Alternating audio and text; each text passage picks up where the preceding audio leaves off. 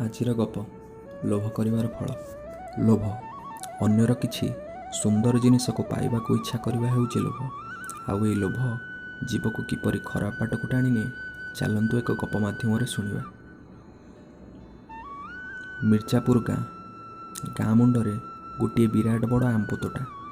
ଗାଁର ପୁରୁଖା ଲୋକମାନେ କହନ୍ତି, ଦିନାକର ସାହୁ ନାମରେ ଜଣେ ବଡ଼ ଜମିଦାର ଏହି ତୋଟାର ମାଲିକ ଥିଲେ। ସେ ତୋଟାର ସୁରକ୍ଷା ପାଇଁ କିଛି ବିଲାତି କୁକୁର ମଧ୍ୟ ଆଣି ପାଳିଥିଲେ। ରକ୍ଷଣାବେକ୍ଷଣ ଅଭାବରୁ ତାଙ୍କ ତୋଟାଟି ଆଜି ସମସ୍ତଙ୍କ ପାଇଁ ଖୋଲା। ଆମ୍ବ ପାଚିବା ସମୟ ହେଲେ ଗାଁର ସମସ୍ତ ପିଲା ସେହି ତୋଟାରେ।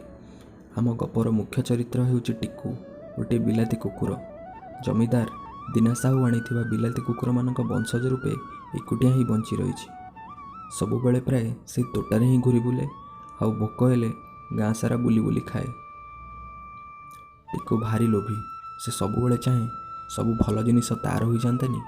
ଅନ୍ୟ କୁକୁରମାନଙ୍କୁ ମଧ୍ୟ ସେ ଭଲ ପାଏନି, ଆଡ଼ ଆଖିରେ ବି ଦେଖେନି। ଦିନେ ଟିକୁ କାହା ଘର ପାଖରୁ ଖଣ୍ଡିଏ ରୁଟି ପାଇଲା। ସଙ୍ଗେ ସଙ୍ଗେ ତାକୁ ଭାରି ଡର ଲାଗିଲା, କାଳେ ଆଉ କିଏ ସେଇ ରୁଟି ଖଣ୍ଡକ ତାଠାରୁ ଛଡ଼ାଇ ନେବ। ଏହା ଭାବି ସେ ଗାଁର ତୋଟା ଆଡ଼କୁ ଧାଇଁଲା। ତୋଟାକୁ ଯିବାବେଳେ ବାଟରେ ଗୋଟିଏ ନାଳ ପଡ଼େ। ନାଳ ଉପରେ କାଠ ପୋଲଟିଏ। ସେଇ ପୋଲ ଦେଇ ଟିକୁ ଯିବାବେଳେ ପାଣିକୁ ହଠାତ୍ ଚାହିଁଦେଲା। ପାଣିରେ ତାର ନିଜ ଛବି ଦେଖାଗଲା। ହେଲେ ସେ ଭାବିଲା, ପାଣିରେ ଆଉ ଗୋଟିଏ କୁକୁର ଅଛି, ଆଉ ତା ପାଟିରେ ଆଉ ଖଣ୍ଡେ ରୁଟି ଅଛି। ଆଉ ଯଦି ସେ ଅନ୍ୟ କୁକୁରଠାରୁ ରୁଟି ଖଣ୍ଡେ ଛଡ଼ାଇ ଆଣେ, ତା ପାଖରେ 2 ଖଣ୍ଡ ରୁଟି ହେଇଯିବ। ଏତିକି ଭାବି ସେ ଅନ୍ୟ କୁକୁରଟିକୁ ଡରାଇବା ପାଇଁ ଭୋ ଭୋ କରି ଭୁକି ଉଠିଲା। ହେଲେ ହବ ଆଉ କ'ଣ? ପାଟି ମେଲା କରିବାରୁ ତା ପାଟିରେ ଥିବା ରୁଟି ଖଣ୍ଡକ ମଧ୍ୟ ପାଣିରେ ପଡ଼ିଗଲା। ରୁଟି ପାଣିରେ ପଡ଼ି ହଲିଯିବାରୁ ଅନ୍ୟ କୁକୁରଟି ମଧ୍ୟ ଆଉ ଦେଖାଗଲା ନାହିଁ। ଏହାପରେ ଟିକୁ ନିଜର ଭୁଲ ବୁଝିପାରିଲା ଓ ପରେ ଅନ୍ୟ କୁକୁରମାନଙ୍କ ସହ ମିଳିମିଶି ମଧ୍ୟ ରହିଲା।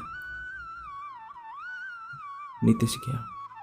ପିଲାମାନେ ଦେଖିଲ ତ, ଟିକୁ କିପରି ଲୋଭରେ ପଡ଼ି ତାର ଖାଦ୍ୟକୁ ହରାଇଲା। ସେଥିପାଇଁ ମନେ ରଖ, ଜୀବନରେ କେବେ ହେଲେ ଅନ୍ୟର ଜିନିଷ ଉପରେ ଲୋଭ କରିବ ନାହିଁ, ନହେଲେ ଟିକୁ ଭଳି ତମେ ଦିନେ ନା ଦିନେ କିଛି ଜିନିଷ ହରାଇବ। ଏତିକିରେ ରହିଲି, ପୁଣି କହିବି ଆର ଅଧ୍ୟାୟକୁ।